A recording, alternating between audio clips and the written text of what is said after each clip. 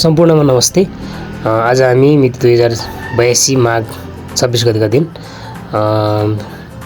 विद्यालय अनुगमन सुपरिवेक्षण तथा शिक्षकको पेशागत सहयोग कार्यक्रम अन्तर्गत त्यसको सिलसिलामा हामी आज सानापाते र सानीखाल चलाउने पानीमा रहेको श्री बालकल्याण आबिमा छौँ र यहाँ चाहिँ मैले यो कक्षा कोठा अनि त्यसपछि यसको बाहिरी वातावरण, यहाँको चाहिँ यो भित्ताको पेन्टिङ, विद्यार्थीहरूको यो रमाइलो बसाइको परिदृश्य देखाइरहेको छु दर्शक महानुभावहरू। अनि यसमा चाहिँ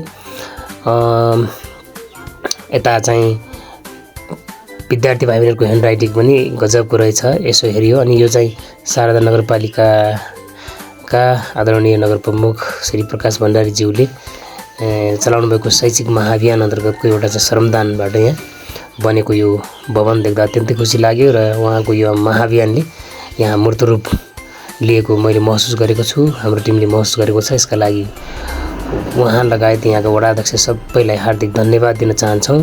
र यो भवन पनि यता अलि बिग्रेको थियो, भत्केको थियो भन्ने कुरा आयो र यहाँबाट चाहिँ पेन्टिङ गरेर फेरि त्यही श्रमदान अन्तर्गत यो बनाइएको रहेछ। यसका लागि नगर प्रमुख भण्डारीज्यूलाई फेरि पनि धन्यवाद दिएँ। र यहाँ चाहिँ कक्षा कोठा देखाइएको छ, केटाकेटीको यसो आउटपुट पनि टेस्ट गऱ्यौँ गर्दा यहाँ चाहिँ भाइ बहिनीहरू जोस् राम्रै रहेछ, शैक्षिक गुणस्तर पनि राम्रै रहेछ।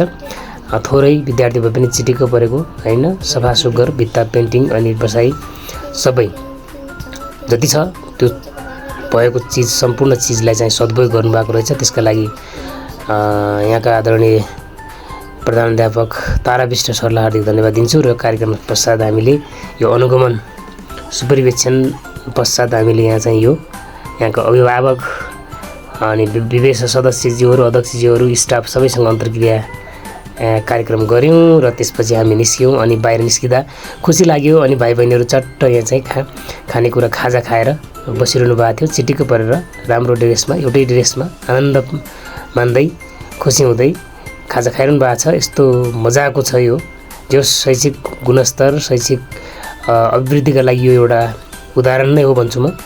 र यसका लागि प्रधानाध्यापक तारा सरलाई फेरि धन्यवाद दिए भन्दै तपाईँलाई अर्को भिडियोमा भेट्ने बाचा गर्छु। धन्यवाद, नमस्ते, जय होस्।